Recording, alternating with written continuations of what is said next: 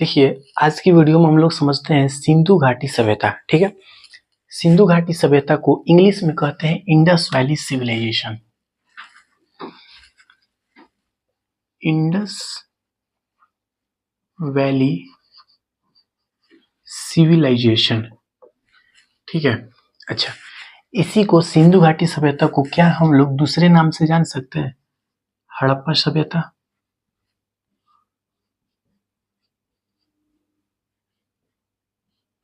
देखिए, है क्या ये सिंधु घाटी सभ्यता, इस चीज को पहले समझते हैं। देखिए, जैसे मान लीजिए क्लासरूम है, अगर हम बात करते हैं कि इस क्लास में जैसे मान लीजिए अचानक क्या होता है, बाढ़ आ जाता है। ठीक है, बाढ़ आया, अचानक बाढ़ आया और सारी बाढ़ की वजह से जितने भी लोग थे इतने एरिया में वो सारे लोग बहकर कहीं और चले गए। अब क्या होता है कि 10,000 साल बाद, 20,000 साल बाद क्या हुआ अचानक कि यहाँ पर एक के ऊपर एक लेयर जमते गया। अब क्या हुआ, यहाँ पर लोग रहना शुरू कर दिए। 10,000 साल बाद यहाँ से ये जो पेन है ये ऊपर कहीं निकला, दिखा, खुदाई हुआ थोड़ा सा, ये पेन निकल गया। अब लोगों के मन में ये सवाल आया होगा कि ये पेन जो है ये कहाँ से आया। तो अब उन्होंने क्या किया, खुदाई करना शुरू किया। जब वो खुदाई करना शुरू किए, धीरे धीरे खुदाई किए, तो ये लेयर तक पहुंचते पहुंचते उन्होंने देखा कि ये तो एक रूम मिल गया। अच्छा, ये रूम मिला, इस रूम में बोर्ड है। तो उनको लगा कि इसका मतलब ये हुआ कि 10,000 साल पहले भी लोग जो है पढ़ते थे, बोर्ड का इस्तेमाल करते थे। यहाँ से कैमरा मिलेगा, मार्कर मिला, और भी यहाँ पर बहुत सारी चीजें, बेंच वगैरह जो भी चीज है वो सारे उनको मिला। तो उनको ये रियलाइज हुआ कि आज से 10,000 साल पहले भी लोग क्या करते थे, पढ़ाई करते थे, उनके पास बोर्ड था, मार्कर था, हर चीज था उनके पास। तो वैसे ही एक टाइम था जब क्या हुआ, खुदाई हुआ। खुदाई होने के बाद क्या हुआ कि एक ईंट मिला। अब ईंट मिला, अब सोचने लगे लोग अब क्या किया जाए। लोगों ने खुदाई करना शुरू किया, एक के ऊपर एक लेयर हटाते गए। एक नगर मिला, नगर का मतलब शहर। ठीक है, तो वो जो नगर मिला, मान लीजिए कोई नगर, हड़प्पा नगर मिल गया। ठीक है, एक नगर मिला, धीरे धीरे और लालच हुआ और खुदाई हुआ, एक और नगर मिल गया। और मन में हुआ कि चलो एक बार और इधर थोड़ा सा साइड में और खुदाई कराते हैं और कुछ मिल जाए। और खुदाई होते गया, खुदाई होते होते होते होते बहुत बड़े एरिया में खुदाई हो गया। और उस सारे एरिया को मिलाकर कह दिया गया सभ्यता। क्या कहा गया, सभ्यता, सिविलाइजेशन। तो एक नगर मिला, एक शहर, एक एरिया मिलेगा, उसको क्या बोलेंगे, नगर, शहर। बहुत सारे नगरों को मिलाकर क्या बन गया, सभ्यता कहा गया। तो वैसे ही सिंधु घाटी सभ्यता। अच्छा, नाम क्यों पड़ा सिंधु घाटी सभ्यता, इस चीज को समझिए। देखिए, सबसे ज्यादा नगर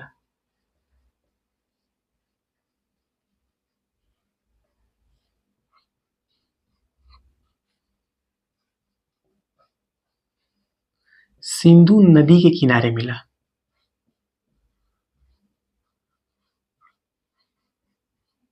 सबसे ज्यादा नगर जो मिला है वो सिंधु नदी किनारे मिला, इसलिए इस सभ्यता को सिंधु घाटी सभ्यता कहा गया। अब ध्यान से समझिएगा, हड़प्पा सभ्यता क्यों कहा गया,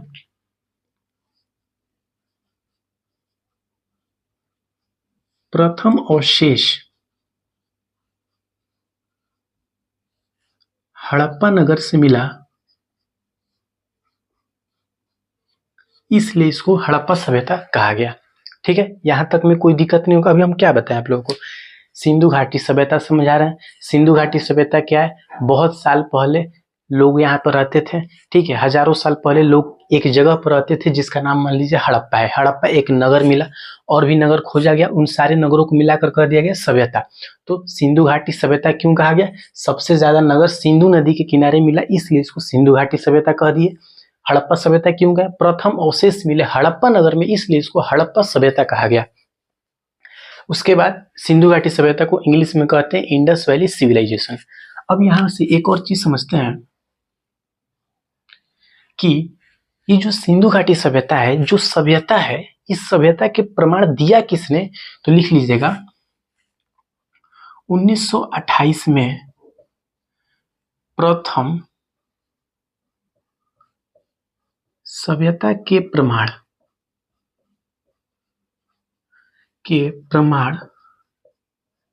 कौन देते हैं, प्रमाण कौन दिया, चार्ल्स मेसन। कौन दिए, चार्ल्स मेसन। ठीक है, अच्छा, इन्होंने बता दिया कि ये चार्ल्स मिशन ने बताया कब? 1928 में कि ये सभ्यता है, प्रमाण दे दिए। अच्छा, अब ध्यान से समझिएगा, इसका जो आकृति यानी कि जो शेप है, ये जो फैला हुआ है, मैप में देखा गया कि इतना इतना एरिया में ये फैला। अभी बताएंगे कि कितना एरिया में फैला है, कौन कौन सा एरिया है, लास्ट एरिया उत्तर में कितना है, दक्षिण में कितना है, पूरब में कितना है, पश्चिम में कितना है, वो सारा चीज समझेंगे। लेकिन एक एक करके समझते हैं। जो शेप है वो कैसा शेप है, तो याद रखिएगा, इसका जो शेप मिला है, मिलाएगा मैप में, तो ये कैसा शेप बन रहा था? त्रिभुजाकार। कैसा शेप बना? त्रिभुजाकार। क्वेश्चन पूछता है कि सिंधु घाटी सभ्यता का जो आकृति है वो कैसी है, तो त्रिभुजाकार है। ठीक है, अब देखिए सिंधु घाटी सभ्यता कैसी सभ्यता थी? नगरीय सभ्यता थी या फिर ग्रामीण सभ्यता थी? तो याद रखिएगा, सिंधु घाटी सभ्यता कैसी सभ्यता थी? नगरीय सभ्यता थी। नगरीय सभ्यता, ठीक है। अच्छा, सिंधु घाटी सभ्यता को प्रथम नगरीय क्रांति किसने कहा? प्रथम नगरीय क्रांति किसने कहा? प्रथम नगरीय क्रांति, तो याद रखिएगा गार्डन चाइल्ड ने इसे प्रथम नागरीय क्रांति कहा। गार्डन चाइल्ड साहब ने इसे क्या कहा? प्रथम नागरीय क्रांति, नगरीय क्रांति, सॉरी, प्रथम नगरीय क्रांति किसने कहा? गार्डन चाइल्ड ने। अच्छा, ये जो नगरीय सभ्यता है इसमें कुछ और भी मिला है। अच्छा, उसको थोड़ा देर के लिए साइड रखते हैं। देखिए यहां से क्या हुआ, एक चीज और समझिए। अभी आपके मन में क्वेश्चन आता होगा, ये जो सिंधु घाटी सभ्यता है ये मिला कहाँ पर है, कौन से एरिया में? तो उस एरिया को समझ लीजिए। टोटल जो है वो 1400 स्थल मिले हैं, 1400 से अधिक। स्थल का मतलब नगर, या फिर स्थल कहिए, स्थल मिले हैं। ठीक है, मिले कहाँ कहाँ मिले हैं, तो याद रखिएगा इंडिया, पाकिस्तान और अफगानिस्तान में। अफगानिस्तान, ठीक है। अच्छा, इसका टाइम पीरियड यानी कि समय काल कब से कब तक चलता है? समय काल भी याद रखिएगा 2500 ईसा पूर्व से लेकर 1500 ईसा पूर्व। कहीं कहीं पर 1750 भी दिया रहेगा, लेकिन उससे मैटर नहीं करता है, आपको यही याद रखना है, या फिर 1750 भी याद कर सकते हैं। ठीक है, ये टाइम पीरियड समझ में आ गया। देखिए सिंधु घाटी सभ्यता को हड़प्पा सभ्यता तो कहा गया, साथ ही साथ इसको कांस्य युगीन सभ्यता भी कहा गया। कांस्य युगीन सभ्यता क्या है समझिए। देखिए मनुष्य के द्वारा खोजा गया जो सबसे पहला धातु था वो था तांबा। तांबा, मनुष्य क्या किए? तांबा में क्या किए? टिन मिला दिए। जब तांबा में टिन मिलाएंगे ये क्या बनेगा? कांसा। जब कांसा बना तो इससे क्या कहा गया? कांस्य युगीन सभ्यता। कांस्य युगीन सभ्यता। तो यहां से क्या समझ में आया? सिंधु घाटी सभ्यता का एक नाम हड़प्पा सभ्यता, दूसरा नाम कांस्य युगीन सभ्यता। ठीक है, तीनों के रीजन भी समझ में आ गया कि इसको सिंधु घाटी सभ्यता क्यों कहते हैं, इसको हड़प्पा सभ्यता क्यों कहते हैं, इसको कांस्य युगीन सभ्यता क्यों कहते हैं। कांस्य युगीन सभ्यता क्यों कहते हैं?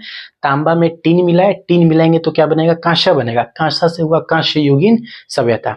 ठीक है, अब देखिए अब क्या हुआ कि खुदाई हुआ, ईंट मिले हैं। जो ईंट मिला है, ईंट कैसा है समझ लीजिए। यहां पर देखिए ईंटों का प्रयोग, ईंटों का प्रयोग, ईंटों का प्रयोग हुआ है। कैसे ईंट है? देखिए तीन तरह के ईंट हैं। पहला जो ईंट है वो है कच्ची ईंट, दूसरा पक्की ईंट, और तीसरा है फन्नीदार ईंट। ठीक है, अब देखिए ये जो कच्ची ईंट था, कच्ची ईंट से क्या बनाया जाता था? कब? सिंधु घाटी सभ्यता में, जब उस टाइम में कच्ची ईंटों से क्या बनता था? तो याद रखिएगा सड़क, चबूतरा। अच्छा, पक्की ईंटों से क्या बनता था? विशाल भवन, यानी कि घर वगैरह जो है वो कैसे बनता था? पक्की ईंटों से बनता था, विशाल भवन। अच्छा, फन्नीदार ईंट से क्या बनता था? जल निकासी, जल निकासी। यहाँ से ईंट समझ में आ गया। एक बार क्वेश्चन पूछा था कि ये जो ईंट मिले हैं ये अनुपात में कितने हैं, तो याद रखिएगा लंबाई, चौड़ाई और इसका ऊंचाई, लंबाई, चौड़ाई और ऊंचाई।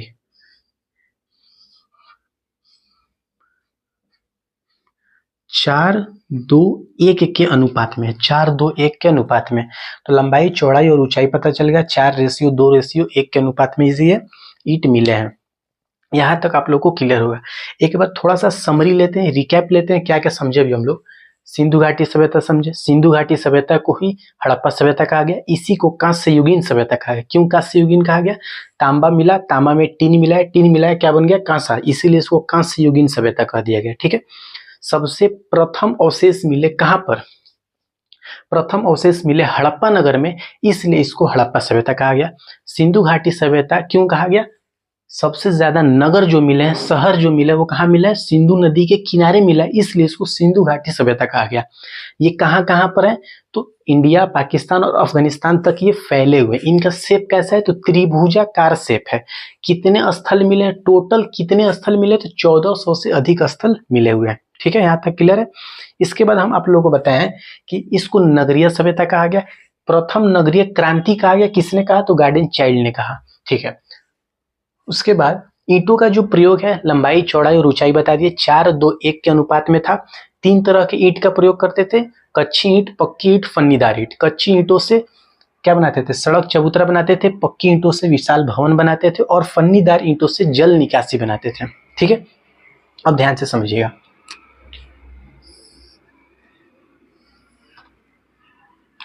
अब अगर हम बात करें अगले पॉइंट्स की अपनी, तो जैसे टीला मिले हैं, सिंधु घाटी सभ्यता में जो टीला मिले हैं, ये टीला जो है पश्चिम और ये रहा पूर्व। पश्चिम में जो टीला मिले हैं, यानी कि पश्चिम साइड में जो टीला है वो क्या है? हाइट में ऊंचे है। क्या है? हाइट में ऊंचे हैं। और पूर्व साइड मान लीजिए ये टीला है, तो ऐसे। ठीक है, और फिर उसको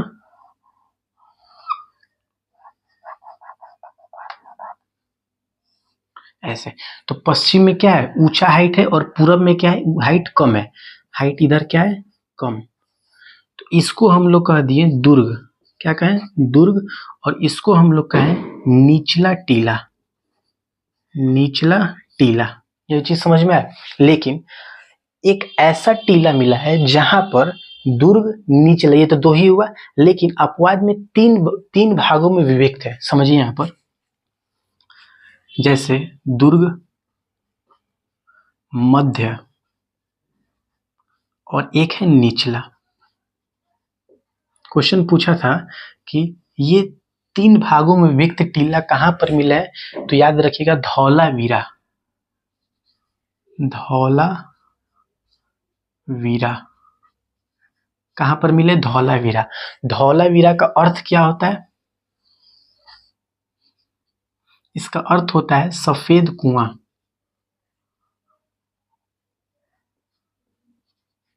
सफेद कुआं। अच्छा, धौलावीरा का खोजकर्ता कौन थे? तो रविंद्र सिंह बिष्ट। रविंद्र सिंह बिष्ट, याद रखिएगा। ठीक है, अभी और समझेंगे धौलावीरा के बारे में, अभी बस इतना ही याद रखिए। ठीक है, ये चीज आप लोग एक बार स्क्रीनशॉट इसका ले लीजिए। चलिए अब समझते हैं हम लोग सिंधु घाटी सभ्यता के समकालीन सभ्यता कौन कौन से थे। सिंधु घाटी सभ्यता के समकालीन सभ्यता।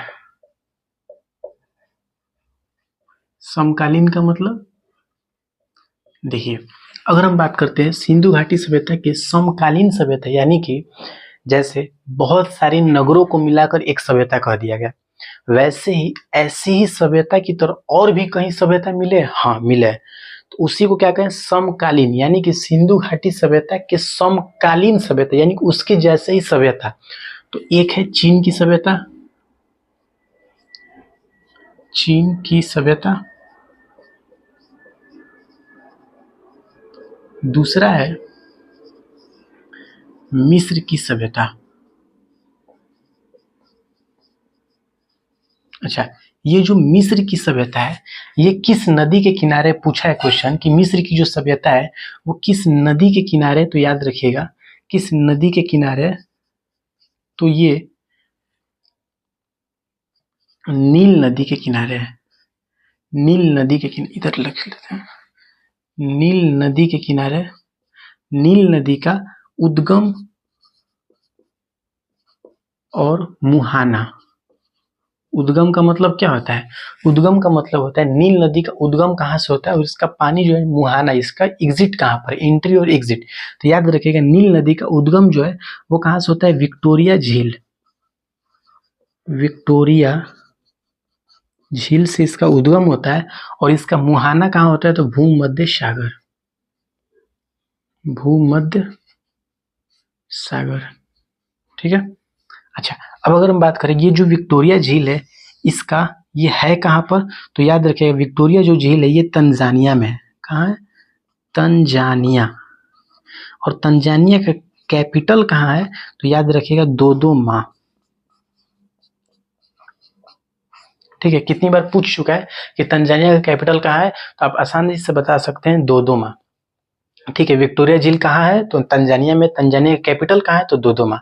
अब अगर हम तीसरी सभ्यता की अगर बात करते हैं, तीसरी सभ्यता जो है वो मेसोपोटामिया की सभ्यता, मेसोपोटामिया, पोटामिया की सभ्यता। ठीक है, अच्छा मेसोपोटामिया सभ्यता किस नदी के किनारे, तो याद रखिएगा मेसोपोटामिया की सभ्यता दजला व फरात नदी के किनारे है, दजला व फरात नदी।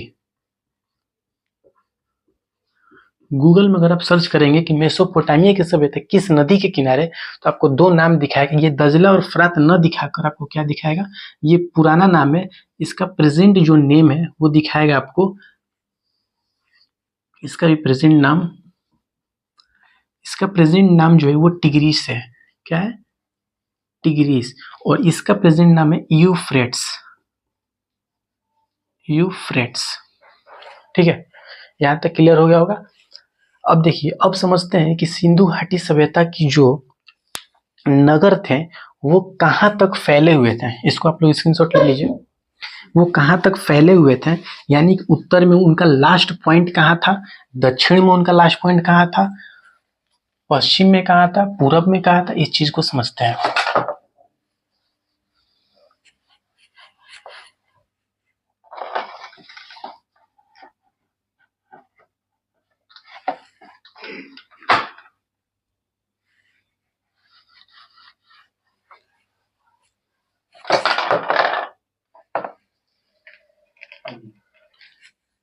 सिंधु घाटी सभ्यता के 4 भौगोलिक स्थल, सिंधु घाटी सभ्यता के 4 भौगोलिक स्थल।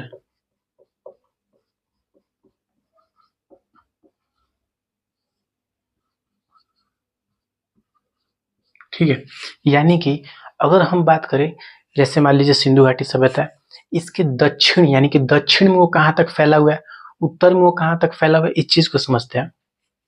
तो देखिए, अगर हम ऐसे बनाते हैं, ये रहा उत्तर, दक्षिण, पूरब, और ये रहा पश्चिम। ठीक है, उत्तर में अगर हम बात करेंगे वो कहाँ तक फैला हुआ था, तो याद रखिएगा उत्तर में मांडा, मांडा। दक्षिण में द से दक्षिण, द से दैमाबाद। ठीक है, अच्छा पूरब में तो आलमगीरपुर, आलमगीरपुर, पुर, ठीक है। पूरब से आलमगीरपुर, उत्तर से मांडा और दक्षिण से दक्षिण से दैमाबाद। पश्चिम में तो याद रखिएगा सुतकान गेंडोर, सुतकान गेंडोर, ठीक है, सुतकान गेंडोर। ये रहा पश्चिम, ये रहा दक्षिण और ये रहा पूरब। मांडा, आलमगीरपुर, दैमाबाद, सुतकान गेंडोर। ये जो मांडा है ये है कहां पर, तो याद रखिएगा जम्मू कश्मीर।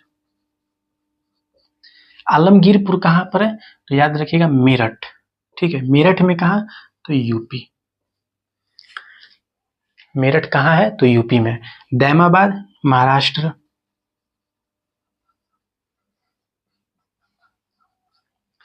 सुतकान गेंडोर कहां है, तो याद रखिएगा बलूचिस्तान, बलूचिस्तान, ठीक है। अच्छा, ये जो मांडा है ये किस नदी के किनारे है, ये जो मांडा है स्थल ये किस नदी के किनारे है, तो याद रखिएगा मांडा जो है ये चिनाब नदी के किनारे है, चिनाब नदी के किनारे है। आलमगीरपुर जो है ये किस नदी के किनारे, तो याद रखिएगा ये हिंडन नदी के किनारे है, हिंडन नदी के किनारे।